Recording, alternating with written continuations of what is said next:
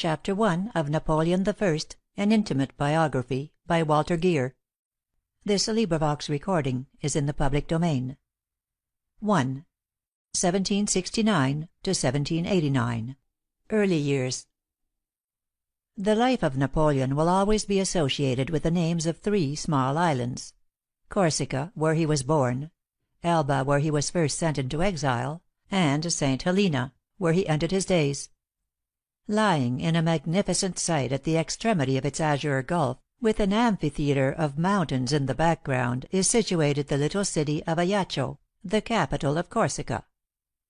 As the place first appears to the eye of the traveller on the small steamer from Marseilles, he is enchanted by a scene of beauty only surpassed by that of the larger and grander Bay of Naples.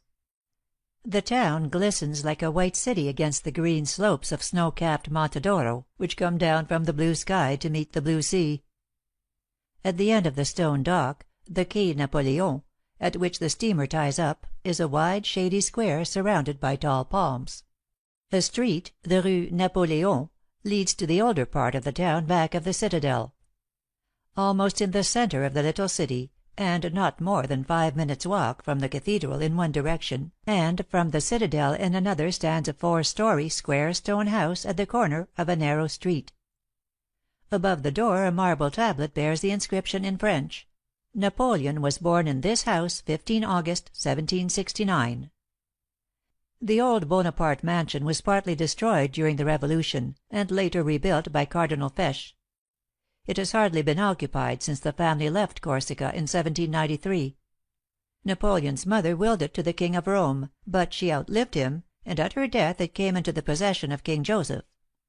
Later it was acquired by the Empress Eugénie, who owned so many of the family shrines. On the second floor, adjoining the salon, is a large chamber with one window overlooking the side street. This is the room in which Napoleon was born. In 1762, in his celebrated book Le Contrat Social, Jean-Jacques Rousseau wrote: "There is still one country in Europe susceptible of moulding by legislation, the island of Corsica. The courage and steadfastness which enabled this brave people to regain and to defend its liberty well deserve that a sage should teach it how that blessing should be preserved.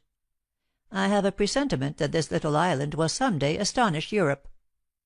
7 years later the prophecy of the philosopher was verified by the birth on this little island of one whose genius was to astonish the whole world. For many centuries the Bonaparte family had lived in provincial obscurity in Tuscany; first at Florence, then at San Miniato, and later at Sarzana, a little isolated city of the State of Genoa. From father to son there had been a long series of notaries and municipal syndics. In 1529 a Bonaparte came from Sarzana to settle in Corsica, and this little detached branch of the family took root in an island not less Italian, but almost barbarous amidst the institutions, the manners and the passions of the early Middle Ages. Though ruled in turn by Carthaginians, Romans, Vandals, by Pisa, and finally by Genoa, the Corsicans had retained a striking individuality. The rock-bound coast and mountainous interior helped to preserve the essential features of a primitive existence. Their life centred around the family. The state counted for little or nothing. Laws were of no account when they conflicted with the code of family honor. The vendetta was the chief law of the island. "In such a life," says Rose, "where commerce and agriculture were despised, where woman was merely a drudge and a man a conspirator, there grew up the typical Corsican temperament, moody and exacting, but withal keen, brave and constant, which looked on the world as a fencing school for the glorification of the family and the clan." Of this type Napoleon was to be the supreme exemplar; and the fates granted him as an arena a chaotic France and a distracted Europe. Napoleon's father was a handsome courtly gentleman, of unusual culture and distinguished manners, but of a feeble and even frivolous character, too fond of pleasure to occupy himself with his affairs. The 2nd of June, 1764, at the age of 18, he married Letitia Ramolino, 4 years younger than himself, a girl of remarkable beauty. Like her husband, she belonged to a good Florentine family, which had settled in Corsica at the end of the 15th century. She lost her father at the age of 5 years, and her mother married a Captain Fesch, of Swiss origin. From this union was born in 1763 an only son, Joseph Fesch, afterwards Cardinal, who was therefore Napoleon's uncle, but only 6 years older than himself. In a land of lovely women, Letitia had borne from girlhood the title of the "most beautiful woman of Corsica." She was of medium height and of graceful carriage, with the small hands and feet and ears, the regular teeth, the light brown hair, the noble forehead, the brilliant eyes, the long well formed nose, the fine mouth and strong chin, which Napoleon inherited from her. Napoleon's mother, who was afterwards called Madame Mère, preserved her beauty till extreme old age.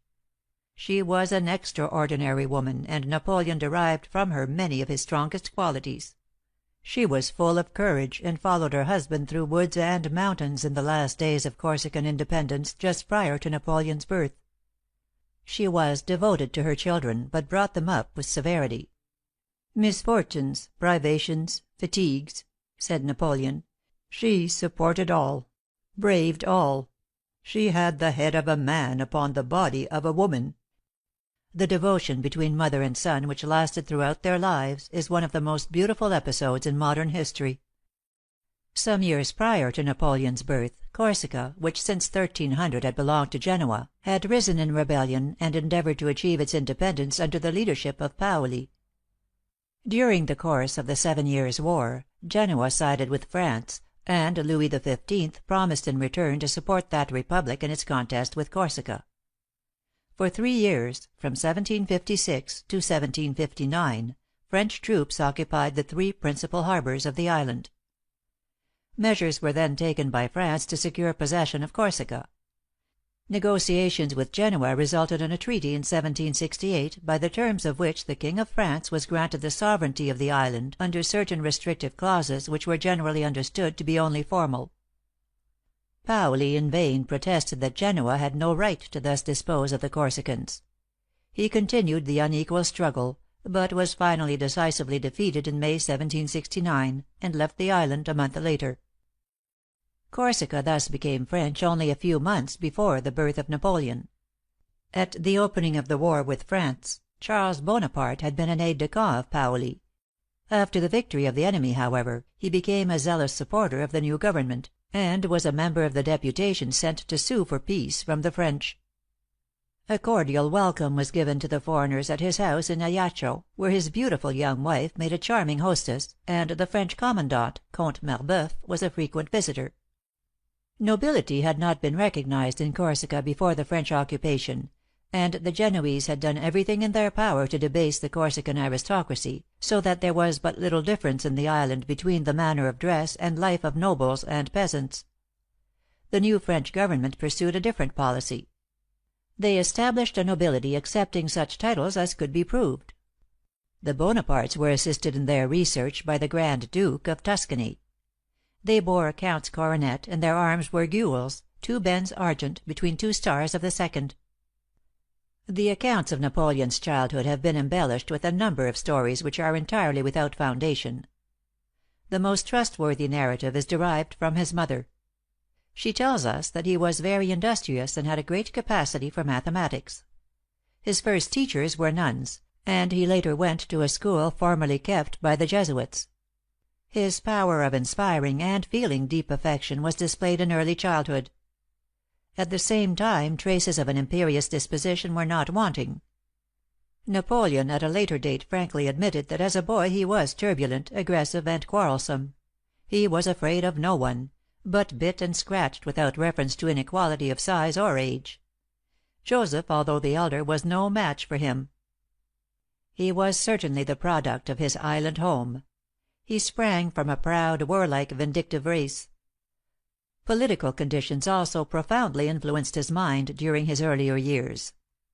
"The history of Corsica," he wrote in 1789, "is nothing but the chronicle of a perpetual struggle between a small people who wish to live in freedom, and their neighbors who wish to oppress them." The final stage of the long struggle had been reached, as we have seen, just before his birth.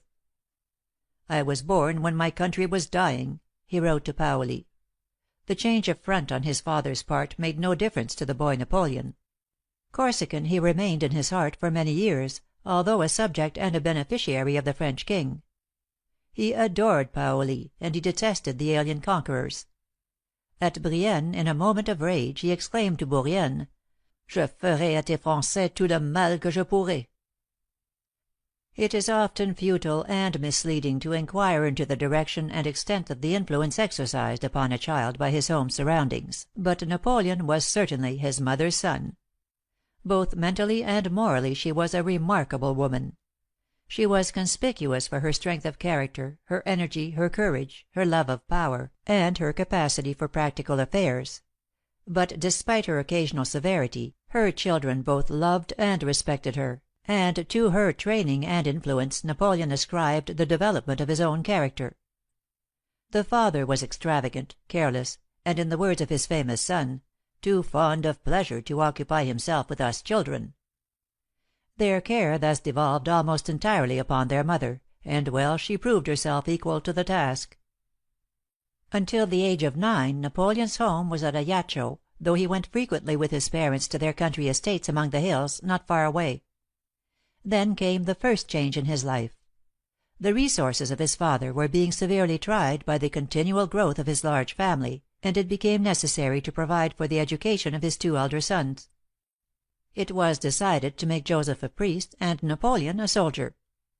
Marboeuf promised to give the latter a scholarship in one of the royal military schools, and to procure for the former an ecclesiastical benefice through his nephew, the Bishop of Autun. He arranged to place both of them at the College of Autun, one of the best public schools in France, where Joseph was to study classics, and Napoleon to remain a short time to learn French. The 15th December, 1778, Charles Bonaparte left Ajaccio with his 2 little sons, one aged 10 and the other 9. He also had with him his young brother in law, Joseph Fesch, who was to complete his studies for the priesthood at the seminary of Aix. As Napoleon tells us in his notes, they reached Autun the first day of January.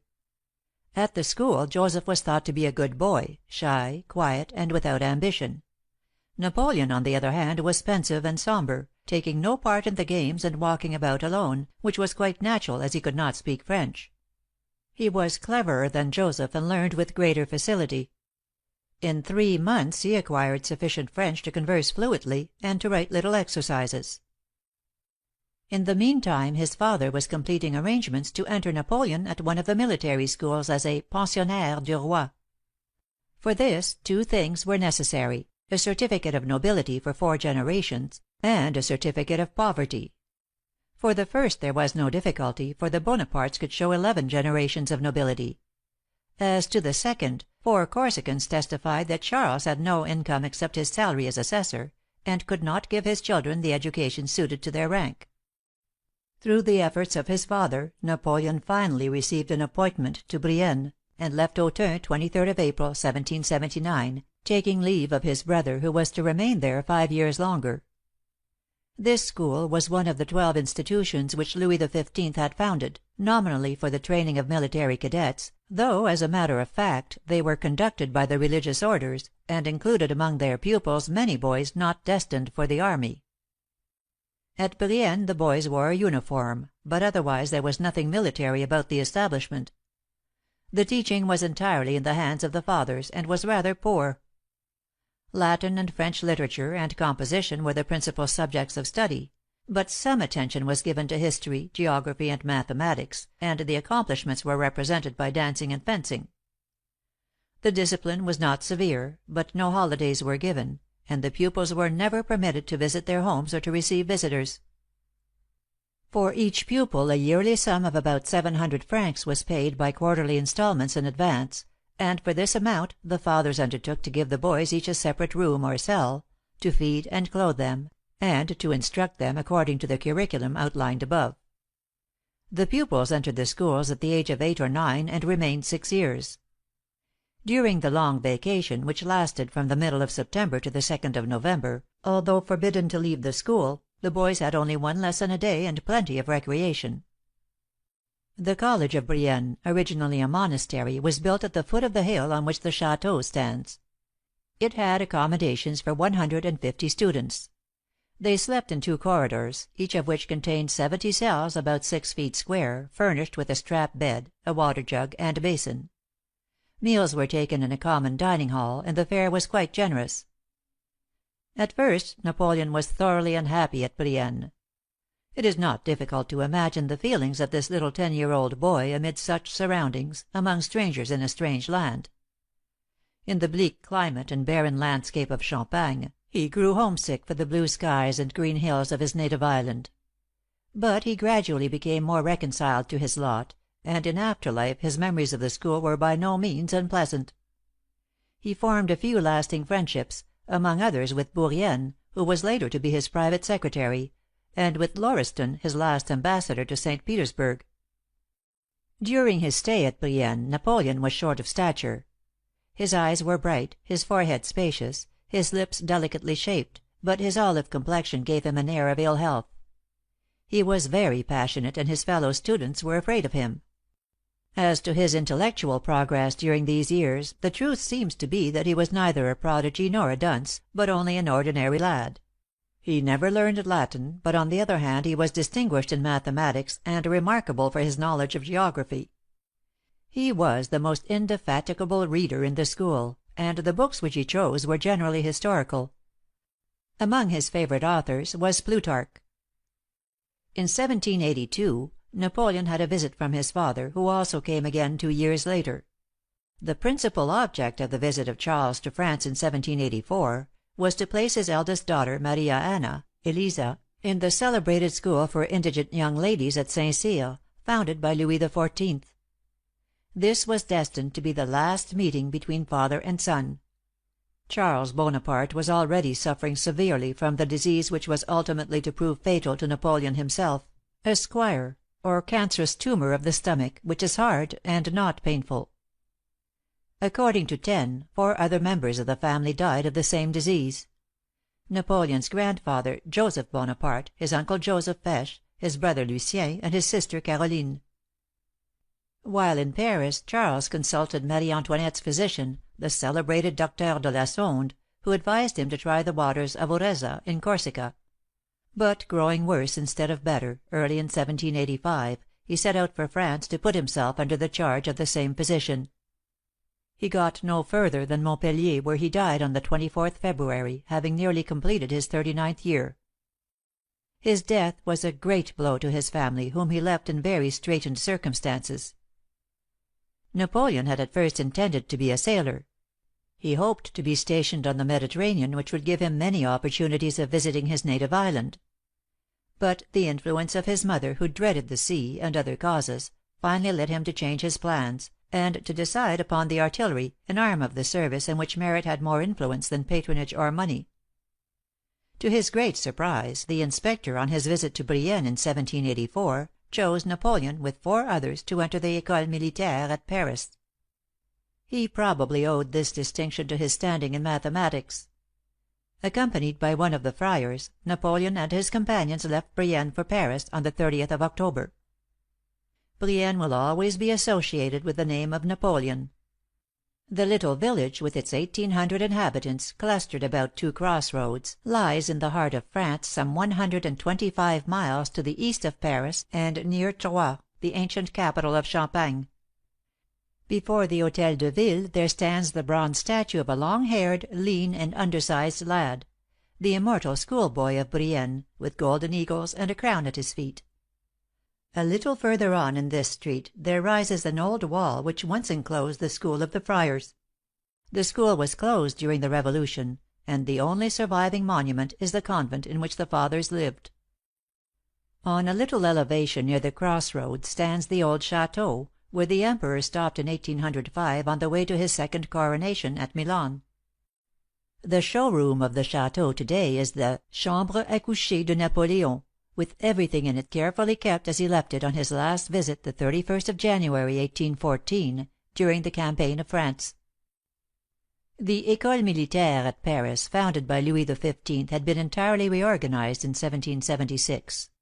The new plan was to select each year from the national schools, like Brienne, a few of the most deserving pupils, to be educated at Paris.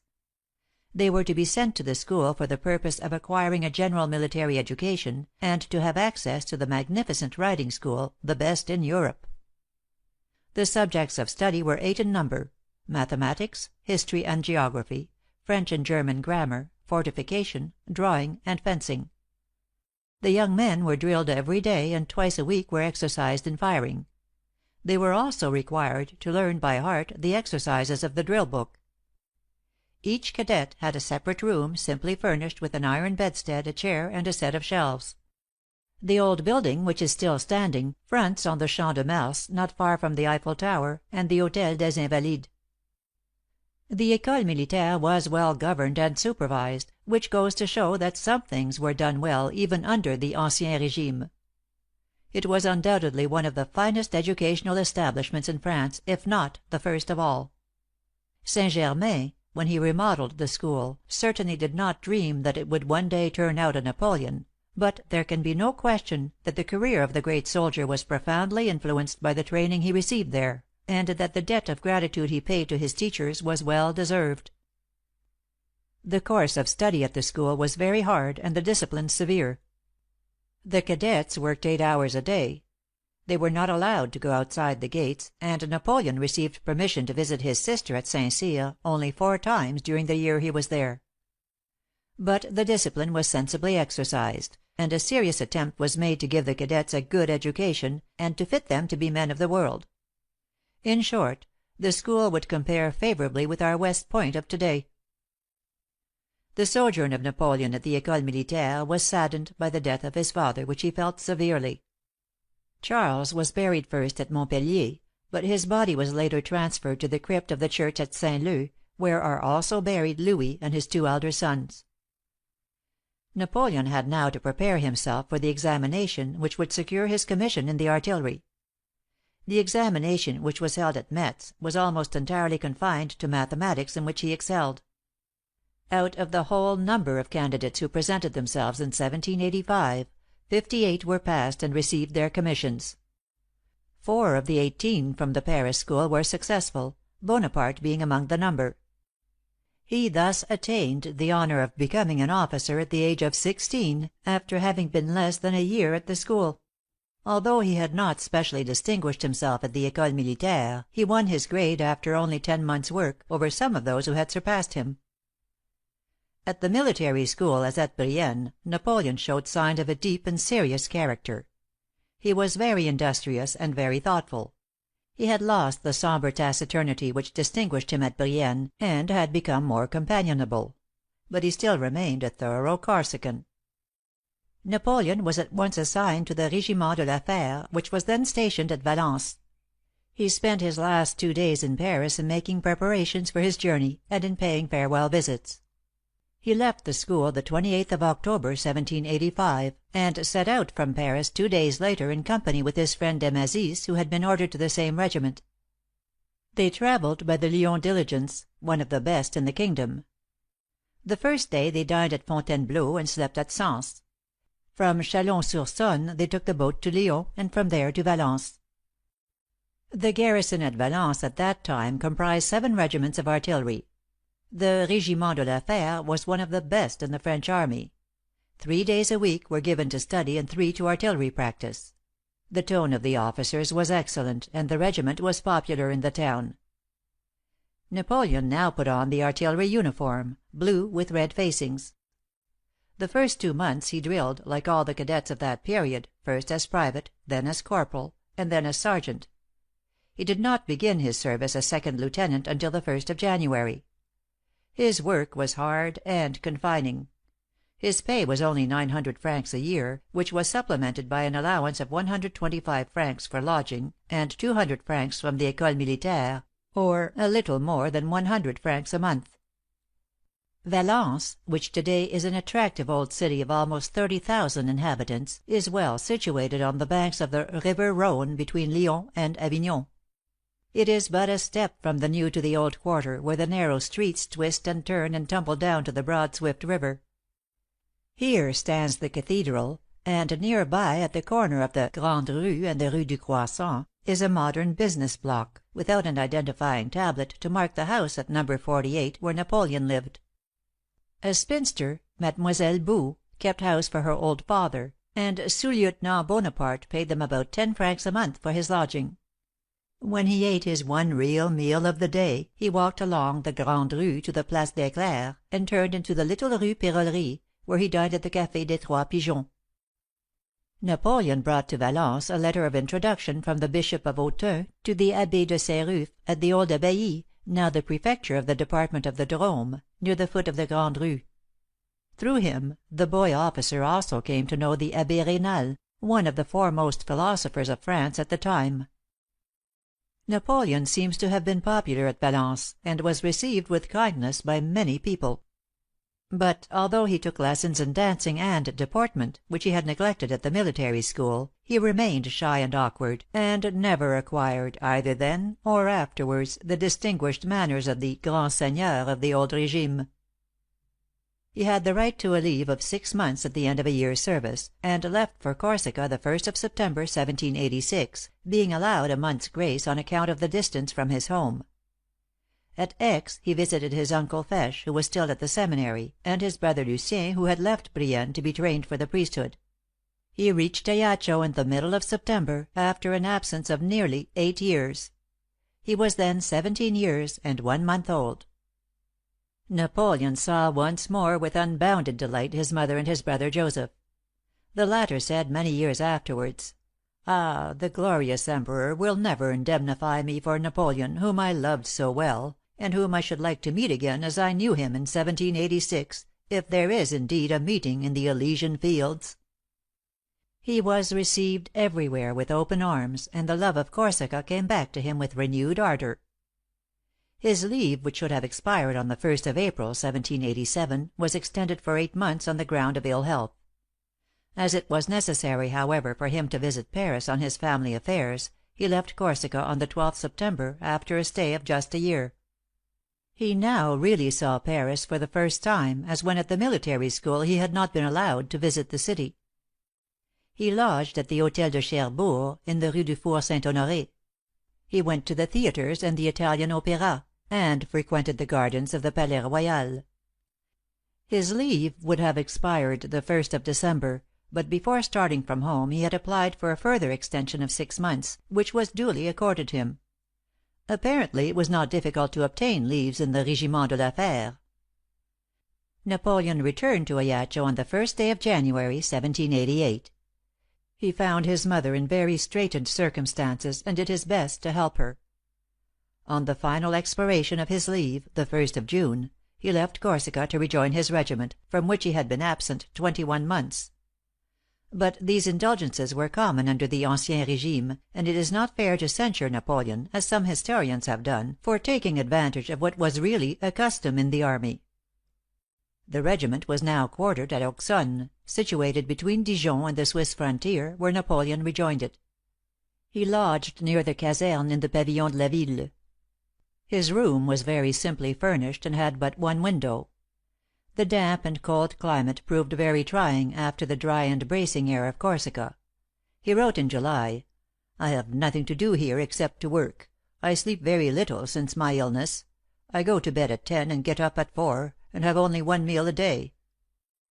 Although Napoleon was engaged in hard and continuous labor, and was at times ill and downhearted, during the 15 months which he spent at Auxonne he was far from leading a morose or solitary life. Besides his old chum Desmazis, he had many other warm friends, who remained attached to him through life. He had all the camaraderie of military life, which later gave him such power over his soldiers, as was evinced in the Italian campaigns, and is so often referred to in the memoirs of Marbeau and others. He was present at all the regimental dinners, and there is abundant proof that he possessed the esteem and confidence of his fellow officers. At Auxonne, Napoleon finished his course of artillery, and was ranked very near the head of the list. At this time he wrote to Fesch that the general in command had charged him with some very important work, and that this unheard of favor to a junior lieutenant had excited the jealousy of the captains. The school of artillery at Auxonne was then commanded by Baron Dutel, who was very proud of it, as he had every reason to be. It had the reputation of being the best in France, and was visited by all foreigners of distinction when they came to the country. Dutel was the first to appreciate the talents of Napoleon, and the Emperor in his will left 100,000 francs to the sons or grandsons of his former chief, in return for the care which this worthy general had bestowed upon him. While at Auxonne, Napoleon, for some unknown reason, was put under arrest for 24 hours. He was shut up in a room with an old chair, an old bed, and an old cupboard on top of which was an old worm-eaten copy of the Digest. Having nothing else to do, Napoleon devoured the one book at his disposal, and the knowledge thus gained surprised the lawyer some years later when he was drawing up the Code Napoleon. In the summer of 1789 the contagion of the Revolution reached Auxonne. The regiment took the part of the rioters, and later broke out into open mutiny. In consequence of this, the regiment was separated, and quartered in different places along the Saône. Another period of leave was now due Napoleon, and he was allowed to start for home the middle of September, a month's grace being given him as usual. On his way he stopped at Valence, and called on his old friend the Abbé de Saint Ruf, who said to him: "As things are going at present, any one may become king. If you become king, Monsieur de Bonaparte, make your peace with the Christian religion. You will find it advantageous." Napoleon followed this advice later, when as First Consul he negotiated the celebrated Concordat. CHAPTER II.